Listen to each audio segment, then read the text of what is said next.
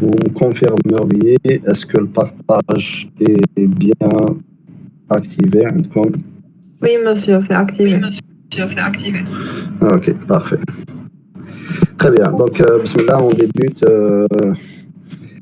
Grosso modo, le chapitre les interruptions fait une bonne partie introductive sur les définitions, sur la classification des interruptions, sur notamment la définition d'une interruption logicielle, une interruption matérielle, plus ou moins le détail de ce que je peux rappeler quand même rapidement, c'est qu'on avait classé les interruptions selon 3 classifications. On avait défini ce que c'est une interruption processeur comme étant un événement que déclenche le processeur lui-même lorsqu'il est en train d'exécuter une instruction, qu'il y a une instruction qui lui cause une interruption. On avait donné l'exemple à une division par 0 qui arrête le programme. On avait donné également l'exemple à une interruption logicielle qui était les interruptions ou les instructions sous la forme int, un certain n, un entier n, un octet de 0 à 255. Et quand le processeur rencontre une instruction de ce type int n, il arrête d'exécuter le programme en cours et il passe à l'exécution de ce qu'on avait appelé la routine de l'interruption numéro 1. Donc, c'est un programme associé à cette interruption. Et quand il termine de le faire, généralement, ce programme, il se termine avec une instruction IRET qui permet de revenir au programme qui avait appelé l'interruption numéro 1. Donc, l'instruction int ou l'instruction IRET sont pratiquement des instructions symétriques. Int IN, ça permet d'appeler la routine de l'interruption numéro 1, ou IRET, ça permet de revenir au programme principal. Et on avait, rappelez-vous, donné le détail à les 2 instructions. On avait dit que int N, ça permet de sauvegarder 3 choses. On va revenir sur ce détail juste après. Et IRET, ça permettait de restaurer ces 3 choses, en fait, et de revenir au programme principal. On avait donné également la définition de ce que c'est une interruption matérielle, qui était effectivement un signal électrique envoyé de la part d'un périphérique au processeur pour éventuellement l'arrêter, enfin l'interrompre. Pas dans tous les cas, mais souvent l'interrompre. Et en fait, ces 3 interruptions, on les a classées encore en interruptions internes et externes, mais on avait dit que les interruptions processeurs, les interruptions logicielles sont des interruptions internes, les interruptions matérielles sont des interruptions externes. Et une 3e classification qui était selon en fait, le comportemental processeur par rapport à l'arrivée de ces interruptions, et on avait défini ce que c'est une interruption masquable, une interruption non masquable. On a les interruptions masquables, c'est les interruptions que le processeur peut cacher, peut faire en sorte comme si que ne se sont pas produites, et donc il peut les ignorer tout simplement. Et des interruptions masquables, ce sont une partie des interruptions qui lui arrivent de l'extérieur. Il fait semblant de ne pas les recevoir. C'est une partie des interruptions matérielles. Et les interruptions non masquables, c'est des interruptions qu'il ne peut pas cacher en fait, qui, quand ils se produisent, il est obligé de les traiter. Et ce sont les interruptions processeurs, les interruptions logicielles et encore une partie des interruptions matérielles qui sont les plus importantes. Et bon, sur le slide que vous avez vu précédemment, pour ne pas revenir sur les détails des cours passés, en fait, les branches INTIR, INTIA-bar, NMI et reset.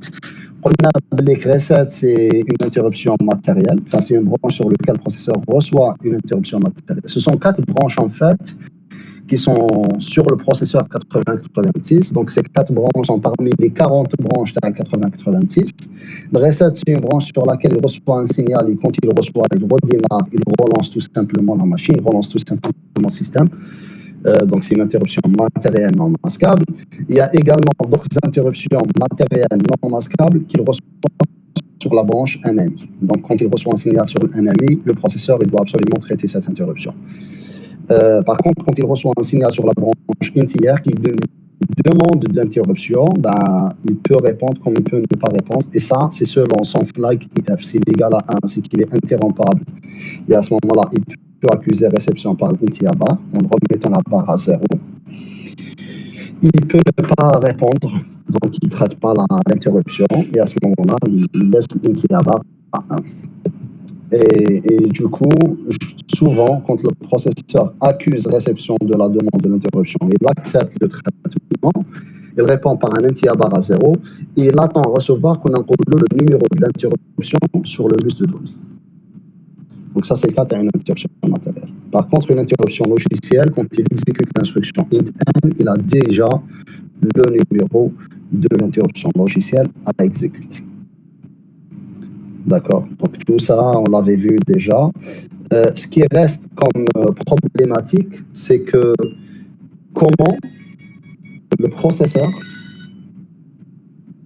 à partir d'un numéro d'interruption, les un pour une interruption logicielle, donc c'est un qui vient juste après l'instruction int, ou là, c'est un numéro d'interruption qui est reçu sur le bus de données pour le cas d'une interruption matérielle, qui fâche le processeur à partir de ce numéro d'interruption qui est entre 0 et 255, il arrive à savoir où se trouve le code de la routine de l'interruption mémoire centrale pour l'exécuter. Et rappelez-vous, quand on avait fait les interruptions logicielles, on avait laissé une question très importante en suspens. D'ailleurs, ça a été aussi laissé la semaine passée.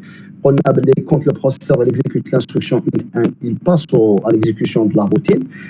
La routine, on a supposé qu'elle se trouve à un CS2 et P2, et le processeur est censé calculer ce couple à partir de l'entier 1. Mais comment le faire? On s'est dit, voilà, c'est l'objet à la prochaine séance, et donc c'est d'ailleurs l'objet à la séance d'aujourd'hui, où vous allez voir ce que c'est un vecteur d'interruption, ce que c'est la table des vecteurs d'interruption, et comment on installe une routine d'interruption. D'ailleurs, on sait ce que c'est une routine, hein, c'est un code associé à une interruption. Donc, quand elle se déclenche l'interruption, le processeur est censé exécuter cette routine. Donc, comment on fait en sorte d'installer une nouvelle routine d'interruption et comment dérouter une interruption existante. Alors, tout ça, on va le détailler bien sûr après. D'accord. Et avant d'arriver sur un vecteur, sur la table des vecteurs, sur l'installation, sur le déroutement, je préfère quand même commencer par donner des exemples sur les interruptions. On avait donné des classifications. Et bien, sachez que les interruptions qui existent en littérature, pour le 8086, il y a 256, mais pour d'autres processeurs, bien sûr, il y en a plusieurs. Ils sont classés par 3 catégories.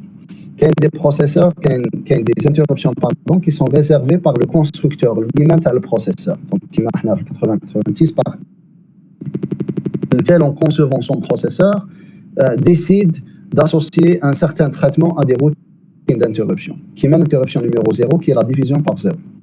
Donc, en fait, quand il y a une instruction, l'instruction de la division, d'ailleurs, quand elle fait une division par 0, elle provoque tout simplement un appel à l'interruption numéro 0 qui arrête tout simplement le programme. D'accord. Donc, il y a des interruptions qui sont réservées par le constructeur. Il y a des interruptions, par contre, qui sont réservées par les concepteurs, le système d'exploitation lui-même. C'est-à-dire, en développant un système d'exploitation, on est obligé de développer des interruptions et des routines d'interruption. Et dans notre exemple, le 8086, et quand on dit pour un système d'exploitation, c'est bien évidemment, bien sûr, pour soit Microsoft, ou là pour Unix, ou là, d'accord, ou là pour macOS, ou là.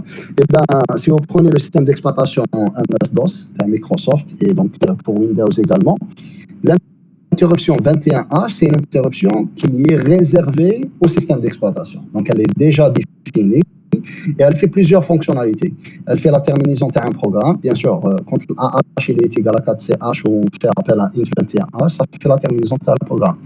Elle fait également la lecture et l'écriture d'un caractère ou là une chaîne de caractères. Donc, c'est les scanf, les printf pour un caractère ou là pour une chaîne. Ça se fait int21H. C'est des interruptions qui sont dédiées à la demande d'entrée-sortie ou là, à la fin d'entrée-sortie. Le int08H, c'est également une interruption système et elle est matérielle. D'accord? Elle est matérielle, on va la détailler juste après. OK, il y a bien sûr, en plus des interruptions qui sont réservées par le constructeur, par le processeur ou le constructeur par le système, il y a des interruptions qui sont libres euh, ils sont laissés à l'utilisateur, tout simplement, pour qu'il puisse définir ses propres besoins, quoi. En faisant de la programmation système ou en bas niveau, il peut programmer des interruptions pour détecter quand un paquet réseau arrive ou là, quand il touche clavier, elle est appuyée ou là quoi, ou là, d'accord. Donc, il peut faire de la programmation bas niveau. Euh, Bon, voilà, il y a des exemples encore sur qui met l'interruption 0H qui correspond à l'interruption tel clavier, l'interruption 8H, c'est l'interruption timer. Euh, à la base, avec les interruptions matérielles, en fait, c'est pas des interruptions qu'on peut provoquer nous-mêmes. C'est le clavier ou là, c'est le périphérique qui envoie un signal au processeur. Donc, quand le clavier envoie une interruption au processeur, c'est les reçus sur la branche INTR, etc., etc. On fait l'échange. Est-ce que le processeur accepte ou il n'accepte pas l'interruption? Quand il accepte l'interruption tel clavier, eh ben, le processeur il reçoit sur le bus de données le numéro 09H pour lui dire que c'est le clavier qui te transmet l'interruption. Et par la suite, le processeur est censé exécuter la routine de l'interruption numéro 09H qui correspond à la routine de l'interruption qui met le 09H est associé au clavier, le 08H est associé à ce qu'on appelle le timer. Le timer, on avait plus ou moins expliqué quand on avait dit que c'était un composant matériel qui envoie des. On avait appelé ça comme étant des. Bon, on n'avait pas appelé ça comme étant des interruptions, mais on parlait d'un signal. On parlait des.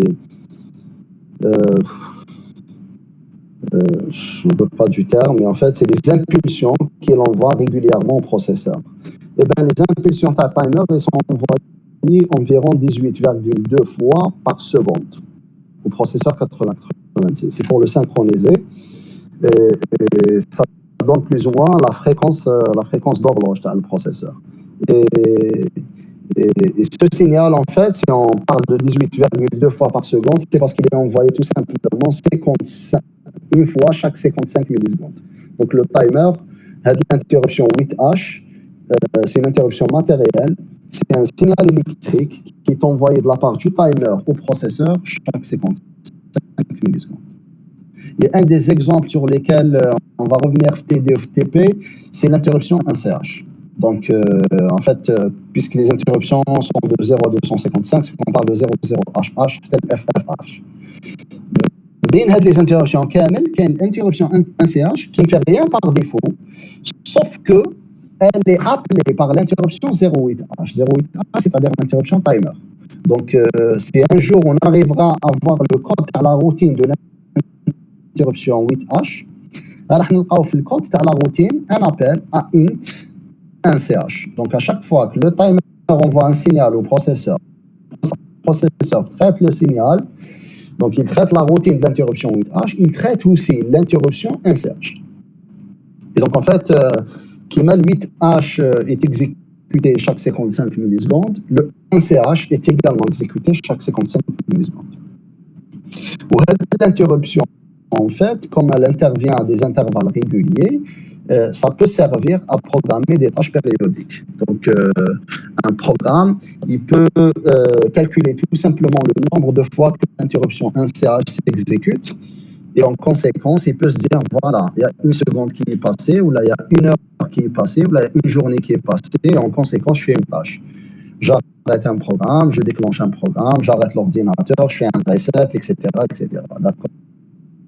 Donc, toutes les tâches périodiques qui sont à base du temps, on peut les gérer avec l'interruption 1CH. Comment? On va voir ça en télé. Je ne sais pas s'il y a des questions pour l'instant.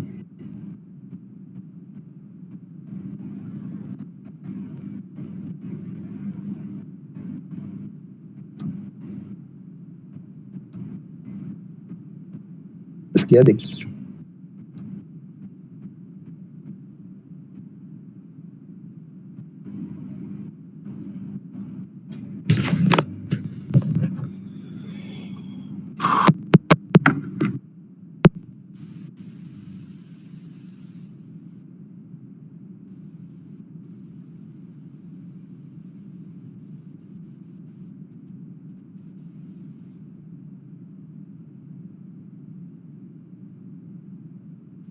Oui, monsieur, on vous Oui, monsieur, on entend. vous entend.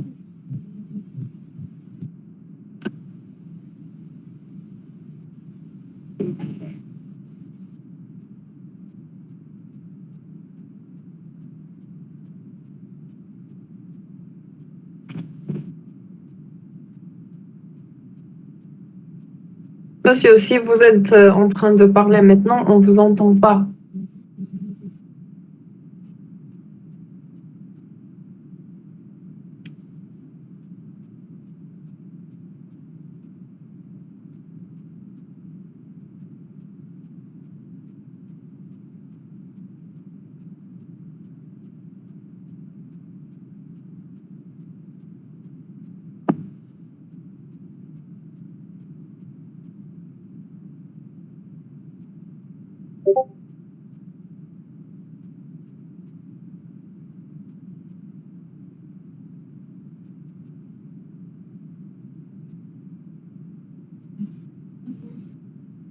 Vous m'entendez?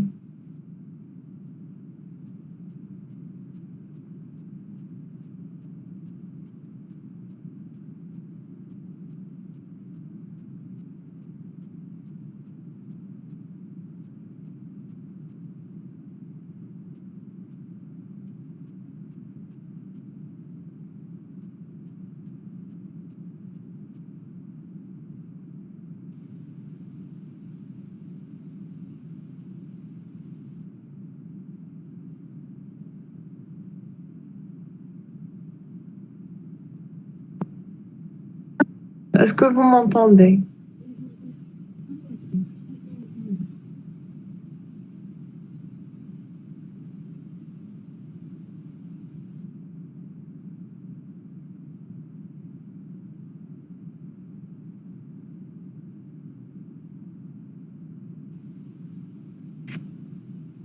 Monsieur, mais نحن ما بدناش نسمعوا فيك.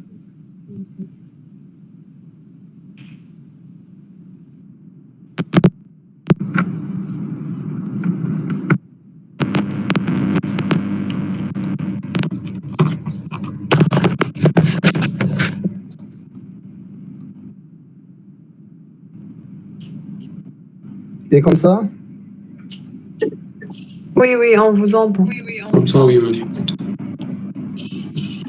ça reste quand même avec des coupures, non?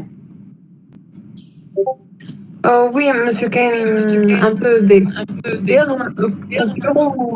وكاين شوية le bruit. Il y a un bruit dans votre...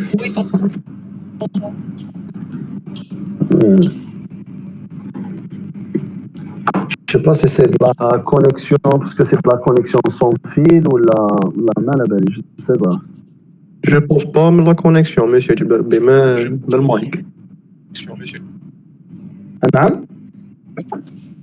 Je pense que من الميكروفون تاعك. Mais j'ai enlevé le micro pour parler avec le PC directement, mais ça n'a pas marché.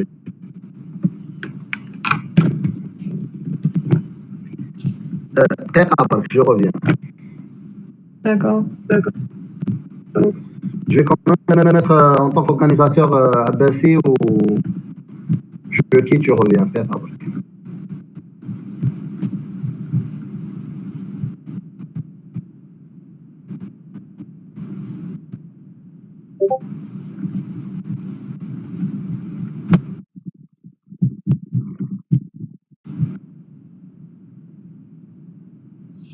عبالكم بلي نقدر نحي لكم الميوت؟ كيتي غالارينيو. like علاش يمدوا لهم لاكسي باش ينحوا الميوت للناس الاخرين؟ it invades privacy. العام اللي فات كان يدير لنا بروف تاع الجو كيسقسينا ومن بعد هكا واحد Ça servait uniquement à donner des exemples, en tout cas, sur les interruptions. Comme quoi,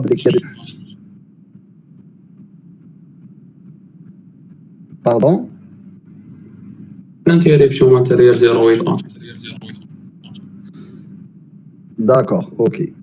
Donc, en fait, voilà, c'est ça la partie intéressante. C'est l'interruption 08H à timer ou l'interruption 1CH.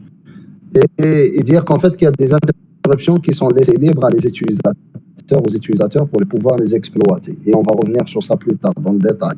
L'installation, tu as une routine d'interruption. Parce qu'il y a des interruptions qu'on appelle des interruptions libres. Mais ce qu'il faut savoir, c'est que qui met l'interruption, puisqu'il y a des interruptions de 00H tel FFH, le 00H, c'est en fait l'interruption de la division par 0. Elle est associée au constructeur de processeur. L'interruption 21H, c'est une interruption qui est dédiée au système d'exploitation MS-DOS et elle peut gérer pas mal de choses, notamment la terminaison de un programme et les entrées et les sorties. Donc la lecture de un caractère, l'écriture de un caractère sur l'écran, la lecture de une chaîne de caractères depuis le clavier et l'écriture de une chaîne de caractères sur l'écran aussi. Donc tout ça se fait avec le 21H. Et l'interruption 09A, c'est l'interruption du clavier. Comme c'est une interruption matérielle, en fait, c'est quand le clavier interrompt le processeur qui lui envoie un signal sur la branche entière. Une fois le processeur accepte l'interruption du clavier lui envoie le numéro 09H sur le bus de données. Bon, ce n'est pas le clavier qui envoie le numéro, mais en tout cas, le processeur reçoit le 09H sur le bus de données pour dire qu'il vient de recevoir une interruption de du clavier. Le clavier envoie des interruptions matérielles.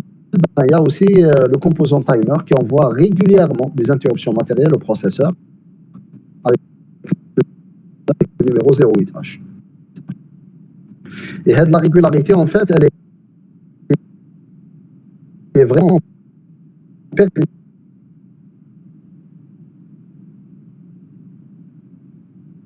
seconde. Donc, on a la machine qui sert à synchroniser le processeur. Et chaque 55 millisecondes, il envoie un signal au processeur. Et en fait, l'intérêt de ça, c'est bien évidemment de lui synchroniser les traitements. Donc, ça peut servir à implémenter par la suite des interruptions à fin de quantum ou quoi que ce soit dessus. Et pour le programmeur, en fait, il peut se servir de ça pour programmer des tâches périodiques. Donc, pour un programmeur, il peut s'apercevoir du passage du temps sur un processeur en comptant simplement le nombre de fois que l'interruption 08H s'est produite. Voilà. Et donc, en fait, le 1CH, c'est aussi une interruption qui est appelée par le 8H. Elle ne fait rien, mais ça permet au programmeur de programmer des tâches périodiques. On va voir ça en TD et en TP.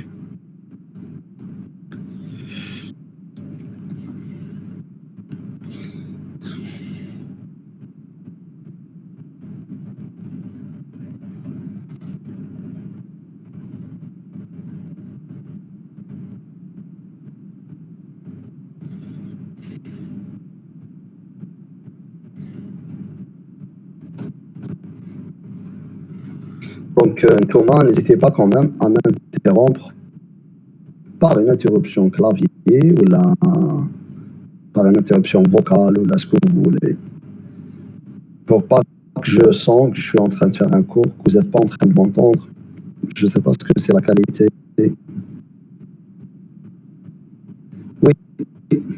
Oui, le son est lié. Oui, On vous entend bien, monsieur. Okay, d'accord, très bien. Très bien, très bien. À un moment donné, je me suis dit, il y a une déconnexion encore. Donc,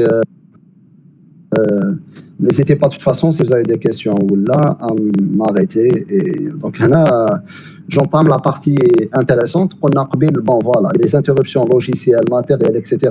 Quelle que soit l'interruption, un certain numéro 1 entre 0 et 255, quelle que soit la façon dont elle se produit, soit par un int1 contenu logiciel, ou là par une réception de un signal suivi par un numéro de l'interruption sur le bus de données, de toute façon, quel que soit le mode, le processeur est généralement amené, donc dans le cas des interruptions, est amené à exécuter la routine de une interruption numéro 1. Et le problème que le processeur pose, c'est comment à partir de ce numéro 1 d'interruption, va savoir où la routine de l'interruption, c'est-à-dire où le code de cette interruption est chargé en mémoire centrale. Et essentiellement, quelle est l'adresse physique de la première instruction de cette routine. Parce que la fin de la routine, c'est l'instruction IRET, c'est sûr. Mais le début, où ça débute cette routine, il faut avoir une adresse de début de la première instruction, tout simplement. Donc, on avait représenté les interruptions logicielles par le couple CS2 et P2, qui est censé être calculé par le processeur. Donc, pour vous faire comprendre comment le couple CS2 et P2, qui correspond à l'adresse physique de la première instruction de la routine d'une interruption, N, est calculé, on va devoir vous présenter ce que c'est un vecteur d'interruption, ce que c'est la table des vecteurs d'interruption.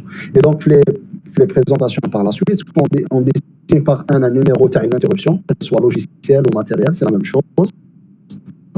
Et par read N, c'est la routine de cette interruption. Donc, c'est le code que le processeur est censé exécuter suite à la production de l'interruption N. Eh bien, ce que le processeur a besoin pour pouvoir exécuter cette routine, c'est l'adresse à la première instruction de cette routine, c'est-à-dire le couple CSIP de la routine CS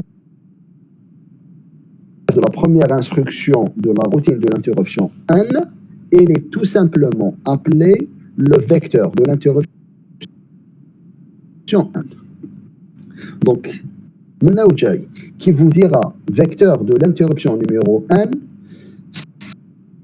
ce n'est qu'un couple CSIP qui correspond à l'adresse de la première instruction de la routine numéro 1. On a dans les cours passés que la routine de l'interruption numéro 1, elle est chargée en mémoire centrale, elles sont chargées quelque part, un peu partout. Chaque routine, elle est dans un segment quelconque et à partir d'une certaine adresse quelconque. D'accord? Donc, le vecteur de l'interruption, c'est un couple CSIP. Et comme le CS ou l'IP sont sur 2 octets chacun, et bien le vecteur de l'interruption, de n'importe quelle interruption 1, il est de taille 4 octets. Maintenant, où se trouve le vecteur de l'interruption CSIP, une interruption numéro 1? Et bien, ce qu'il faut savoir, c'est que les vecteurs des interruptions, parce que puisqu'il y a chaque interruption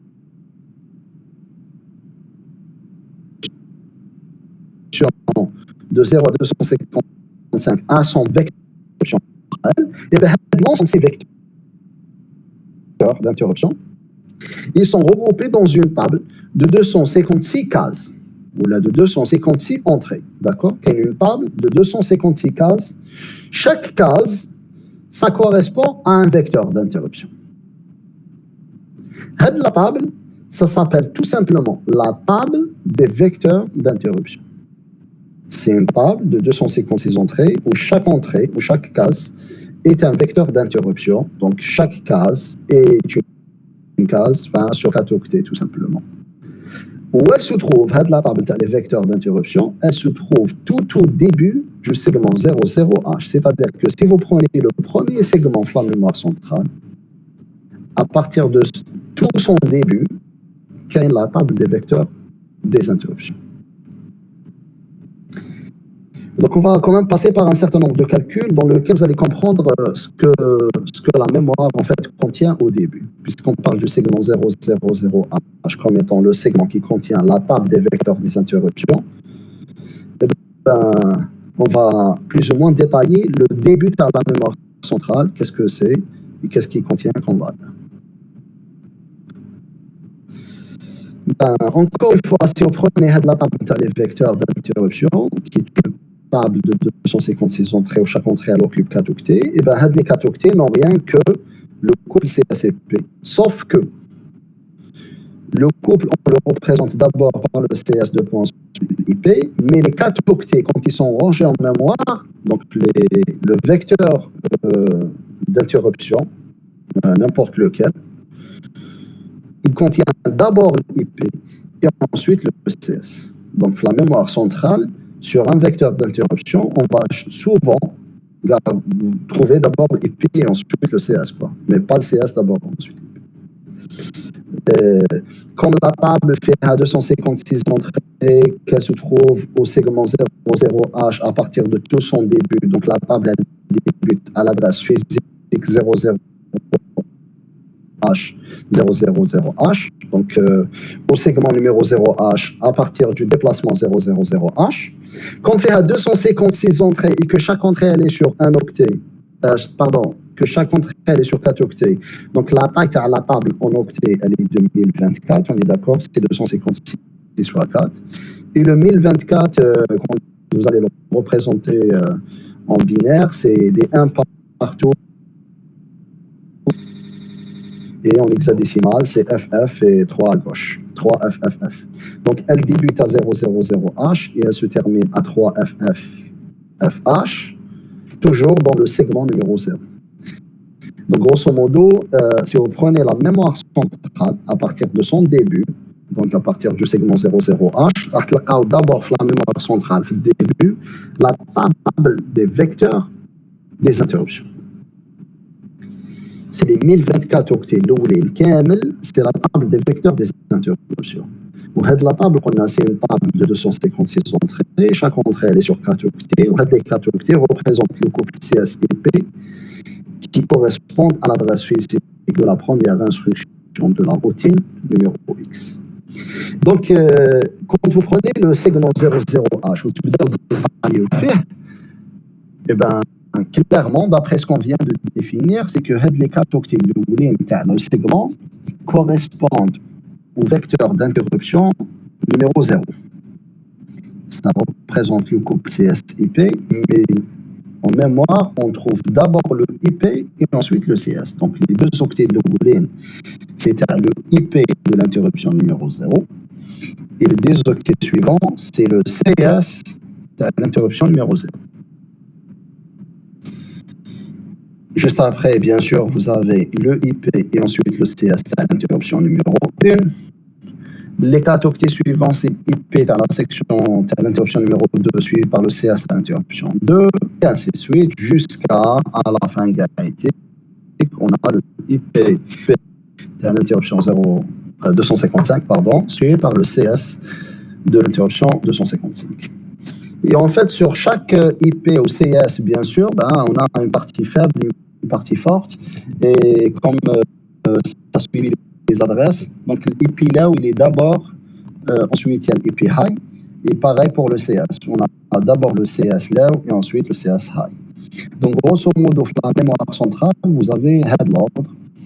Le vecteur de l'interruption numéro 0, il commence par l'IP 0 low, ensuite le IP 0 high, suivi par le CS 0 low, et ensuite le CS 0 high. Et quand on fait la construction d'une telle information qui présente la mémoire centrale pour reconstituer l'IP et reconstituer le CS et reconstituer l'adresse physique dans la routine numéro 0H, et bien l'IP, il devrait être écrit en inversant les IP low et les IP high. C'est normal, high doit être à gauche, le low doit être à droite, et c'est pareil pour le CS. D'accord? Donc le poids fort, ensuite le poids faible, de gauche à droite. Et les informations, en fait, c'est ce qui permet par la suite de savoir où chaque routine d'interruption est rangée en mémoire centrale. On va faire pas mal de travail dessus. Mais il y a d'abord un travail dans les adresses.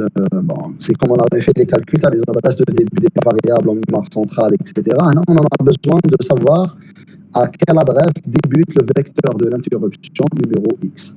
Et comme si vous prenez l'interruption numéro 0, son adresse de début, c'est l'adresse logique 0H du segment 000H. Et son adresse de fin, c'est l'adresse 3, puisqu'elle prend les octets 0, 1, 2, 3. Et quand on prend la routine numéro 1, elle commence à l'adresse 4 et elle prend 4 ou 5 ou 6 ou 7. Donc elle commence à 4 et elle se termine à 7. Et de façon générale, le processeur a souvent besoin de se dire, voilà, j'ai une interruption numéro 1, où se trouve le vecteur de l'interruption numéro 1 en mémoire centrale. Et pour répondre à cette question, c'est que le processeur il sait que le vecteur de l'interruption numéro 1, le numéro X, il se trouve forcément dans le segment 00H, mais à quelle adresse de début? L'adresse de début TAO, c'est rien que, puisque le 0, l'interruption numéro 0, ça commence à 0, la 1 commence à 4, la 2 commence à 8, et bien pour une interruption numéro X quelconque, ben, son adresse de début, le segment 00H, c'est toujours le 4 fois X ou le 4 fois 1.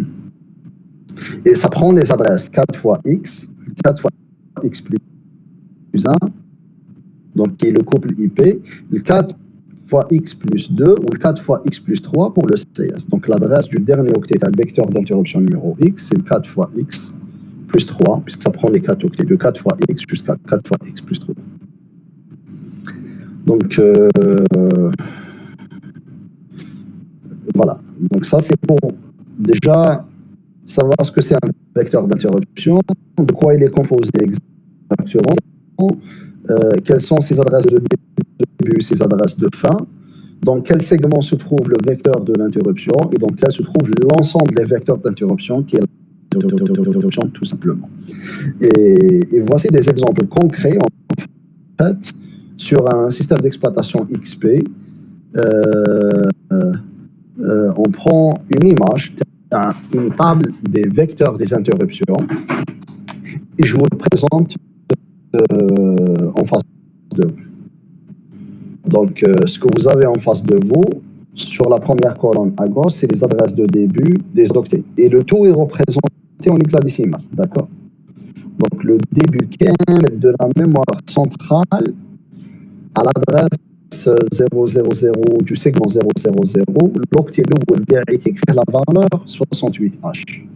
Le deuxième octet, c'est 10H, le troisième octet, c'est A7H, le quatrième, c'est 00H, et ainsi de suite. D'accord? Ça, c'est le contenu de la mémoire centrale, tout simplement.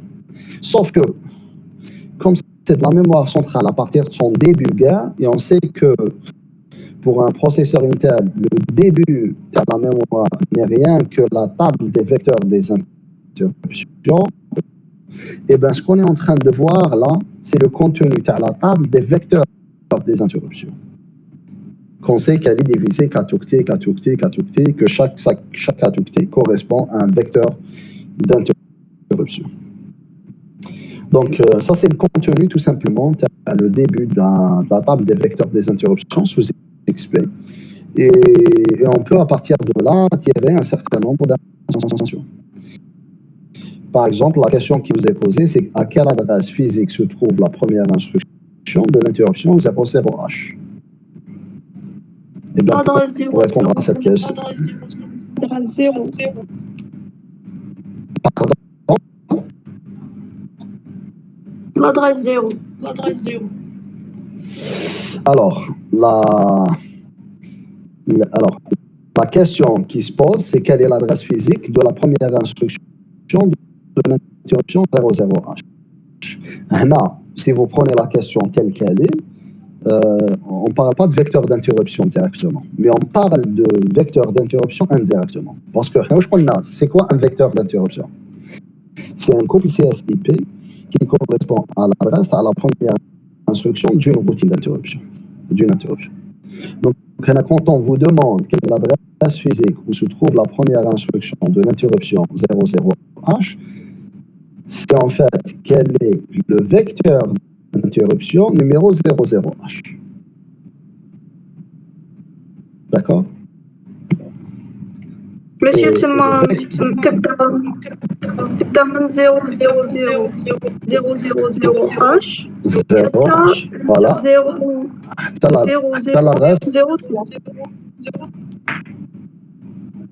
C'est quoi l'adresse de fin?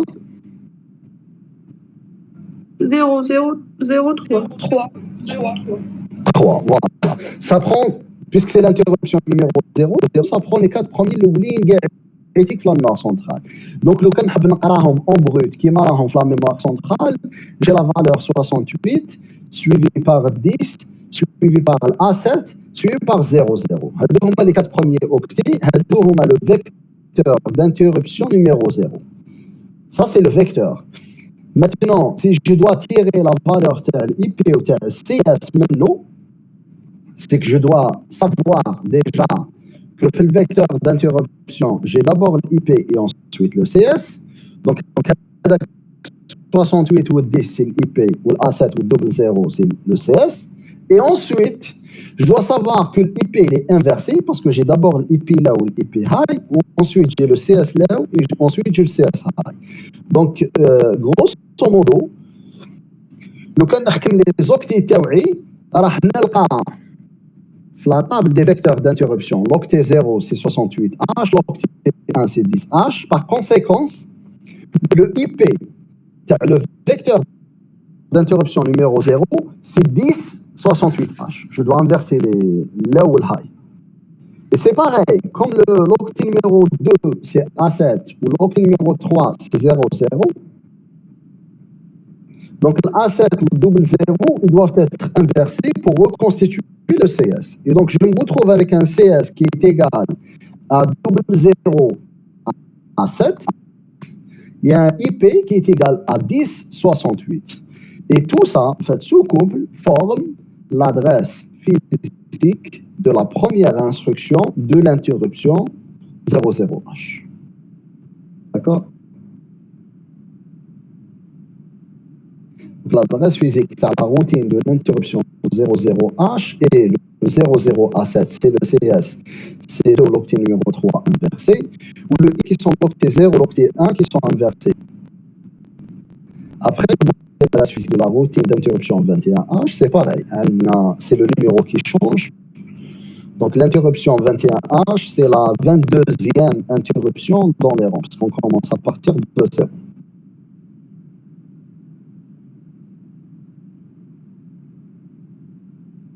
À partir de la table des vecteurs des interruptions, نقراو la table 4 octets par 4 octets, sachant que j'ai 16 octets vecteurs.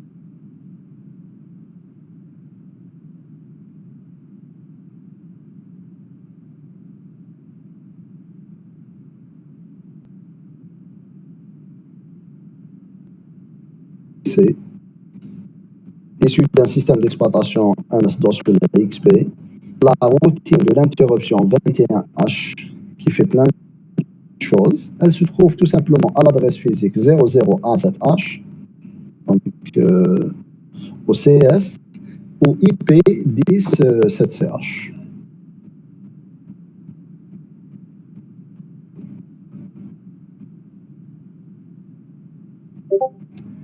Est-ce que c'est clair?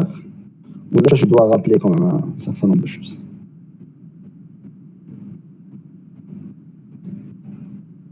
Est-ce qu'il y a des questions? Voilà, Mohamed Manal. Alors, on doit surtout faire le 21H fois 4. Et c'est différent. Alors, le 21H fois 4, ce n'est pas le 21 fois 4. Il faut faire très très attention parce que c'est de l'hexadécimal multiplié par 2. C'est une insertion de 2 zéros à droite chez le binaire. Il faut recalculer la valeur. C'est souvent pas ce qu'on attend. C'est 21 fois 4, c'est 84, mais le 21H fois 4, c'est autre chose. D'accord? Il faut faire très attention sur le calcul, tu as les multiplications par 4 sur l'hexadécimal. Et donc, effectivement, une fois on a l'adresse, on va directement chercher l'adresse de début à le vecteur et on prend les 4 octets qui correspondent à notre vecteur d'interruption qu'on recherche. Est-ce qu'il y a des questions?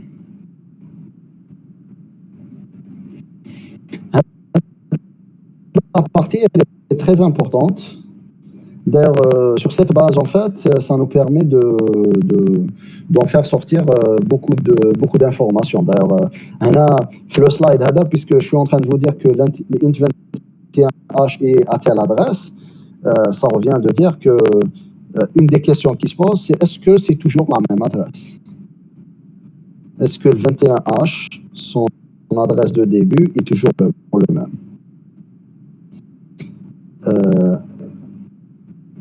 À votre avis, est-ce que c'est toujours le même ou pas?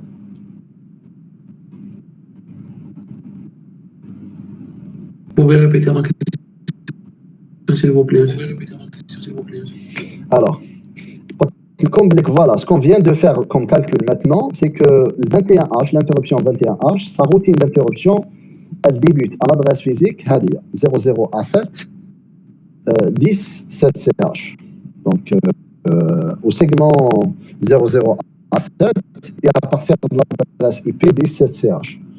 Ma question est la suivante. Est-ce que la routine de l'interruption 21H, toujours son adresse de début, est la même? Oui, c'est toujours la Oui, même monsieur. adresse. Alors, toujours la même. Mais le fin est différent. pardon? L'adresse du début est la même, mais le fin est différent. صحيح. Donc, أنا كي نحكم la table تاع les vecteurs d'interruption اللي هي هذه en face de moi. على بالي باللي ال 21H, son adresse de début, l'adresse de début تاع le vecteur d'interruption, c'est 21H fois 4, ou l'adresse de 20, c'est 21H fois 4 plus 3. Le processeur, à chaque fois qu'il reçoit l'interruption 21H, il va يجيب هاد les 4 octets, mais يحوش يعرف est-ce que c'est toujours la même valeur ou pas. Mais il يجيب هاد les 4 octets et constitue l'adresse physique où il va exécuter la première instruction تاع هاد la routine. D'accord? Alors, ce qu'il faut savoir, c'est que les anciens systèmes DOS, XP, la table des vecteurs d'interruption, elle était statique. Elle était la même. Démarrer le système comme doc, تروحوا تشوفوا la table des vecteurs d'interruption, grosso modo تشوفوا le début de la mémoire centrale, تلقاو هاد les valeurs. طفيوا la machine, démarrez على une année après, تلقاو toujours le même contenu. Ça veut dire que la table des vecteurs d'interruption, elle est statique. Ça veut dire aussi que les interruptions, que les routines d'interruption sont toujours chargées au même endroit en mémoire centrale. Et ça, c'est les anciens systèmes, ce qui pose un problème d'un point de vue sécurité. Parce que comme les instructions se trouvent toujours les mêmes endroits, quand on veut attaquer le 21H, on sait où il faut écrire, ou ce qu'il faut modifier. En fait, il faut tout simplement y aller à cette adresse physique. Il a changé l'adresse 00A7 17CH et on peut écrire ce qu'on veut et à partir de là, à chaque fois que le I21H se produit, ben c'est notre programme qui va s'exécuter à ce moment-là. Donc la table, elle est statique pour les anciens systèmes, mais sur les nouveaux systèmes d'exploitation de Microsoft, la table des vecteurs des interruptions, elle n'est pas statique, elle est dynamique. À chaque fois que le système démarre, il va s'attacher de charger les routines d'interruption partout dans la mémoire centrale. Donc, il va leur changer de place, quoi. Ce qu'il permet tout simplement de faire, c'est d'initialiser correctement la table des vecteurs d'interruption. Le processeur met dès que le 21H se produit, il dit le vecteur le 21H et il commence à exécuter la routine de l'interruption. L'adresse n'est pas toujours la même. Elle est égale à une certaine adresse de début, ou elle est égale à une autre adresse de début, et ainsi de suite. D'accord? C'est que le système va charger les routines TRO les mêmes endroits à chaque démarrage.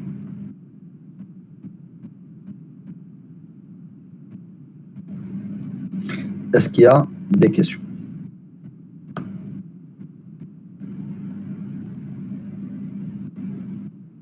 Est-ce qu'il y a des questions?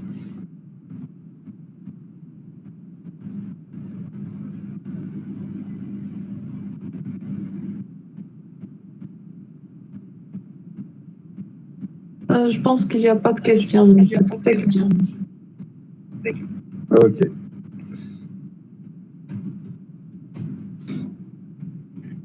Ok. Donc, je prends encore 5 minutes ou là pour terminer ce qui nous reste.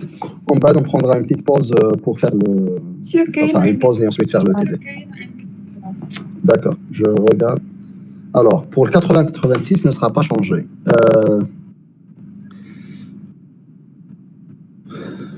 Oui, en fait, machine 80-86, mais en fait, les systèmes d'exploitation anciens, à Microsoft, MS-DOS et tout, la table des vecteurs d'interruption est toujours la même, en fait. Le système, quand il charge les routines TOO, enfin les routines processeurs, mais les routines système kiff, il les charge les mêmes endroits. Et donc, ils ont toujours les mêmes vecteurs d'interruption. C'est-à-dire que les routines sont toujours chargées à partir des mêmes adresses de début. Mais ça, c'est problématique d'un point de vue sécurité, quoi.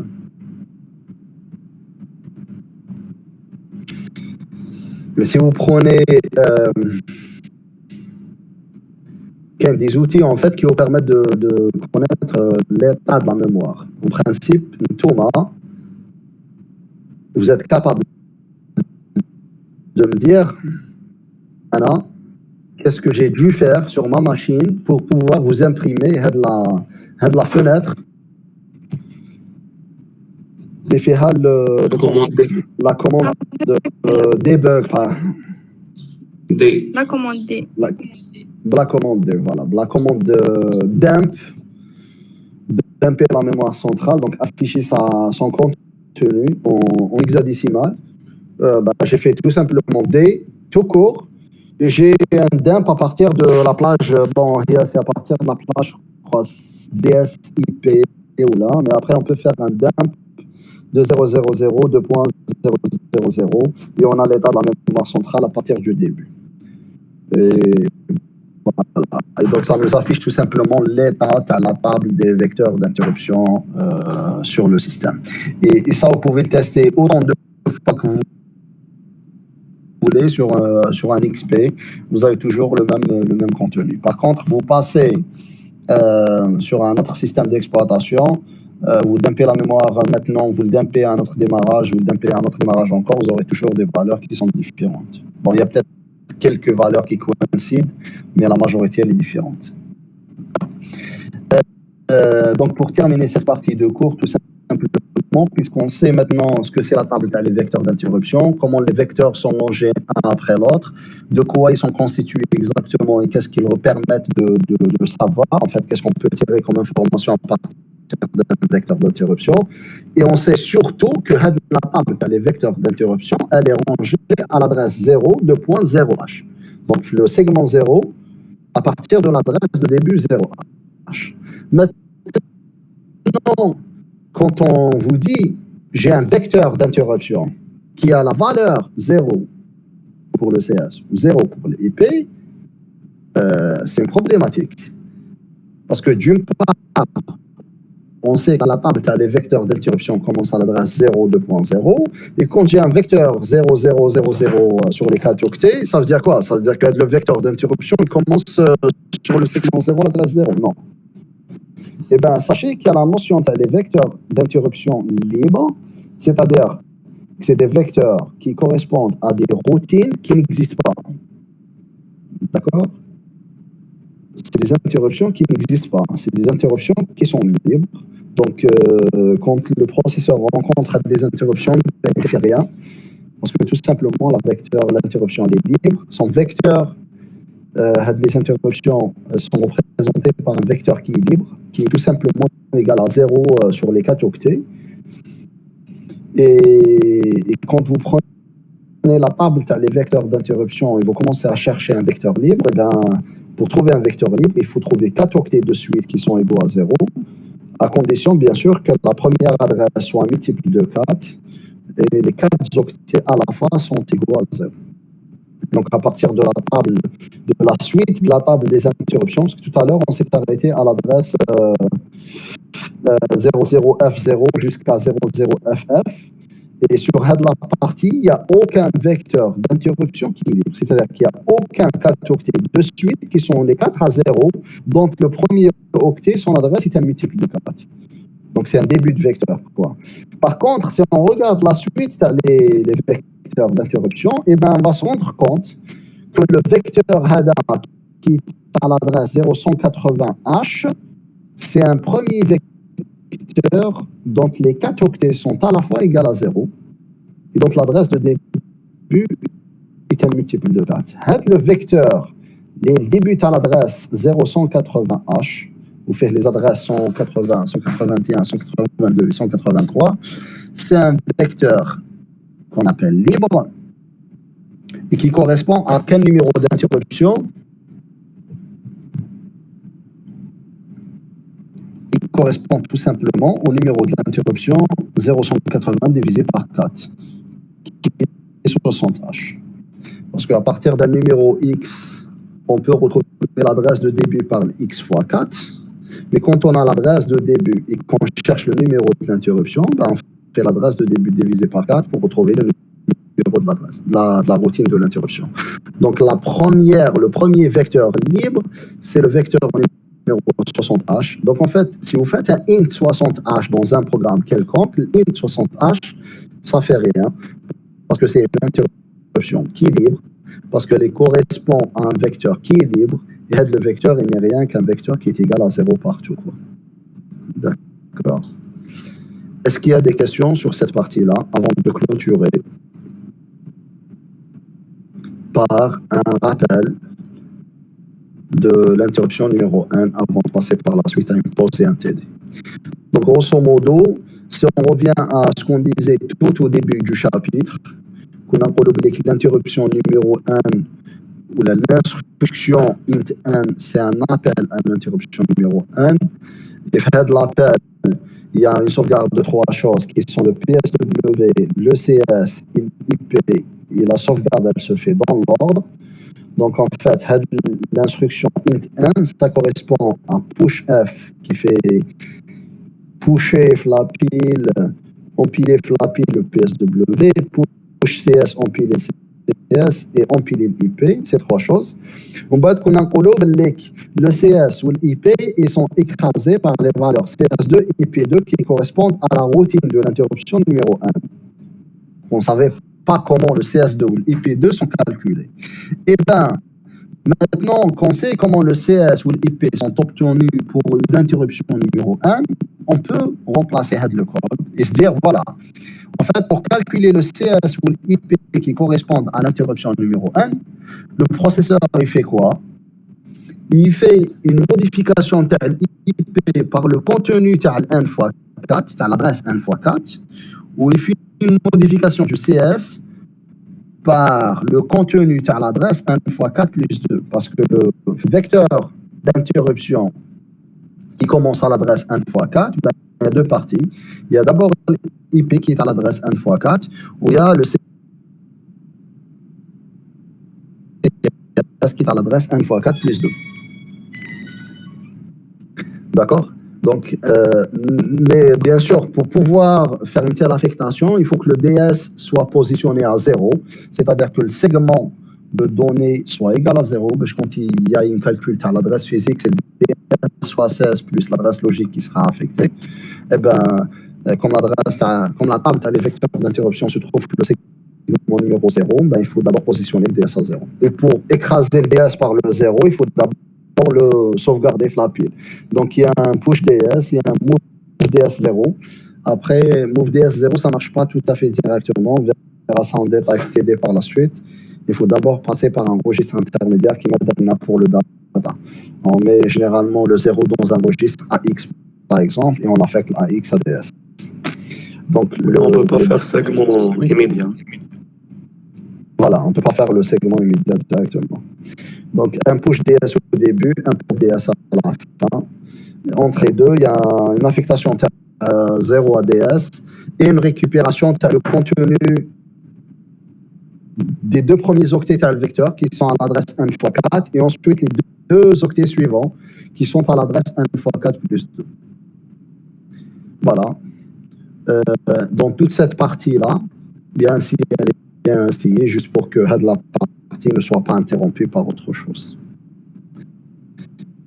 Mais voilà, l'accès en fait au vecteur d'interruption, ben, là on le représente tout simplement pour dire ce qui se passe à l'interruption numéro 1. Quand le CS2 et P2 sont calculés, sont affectés à CS-IP. Mais on peut les utiliser plus tard pour ce qu'on appelle installer une routine d'interruption ou là dérouter une routine d'interruption existante. Je ne sais pas s'il y a des questions. S'il y a des questions, on peut répondre. S'il n'y a pas de questions, on peut prendre une pause à 15 minutes. Et on revient juste après.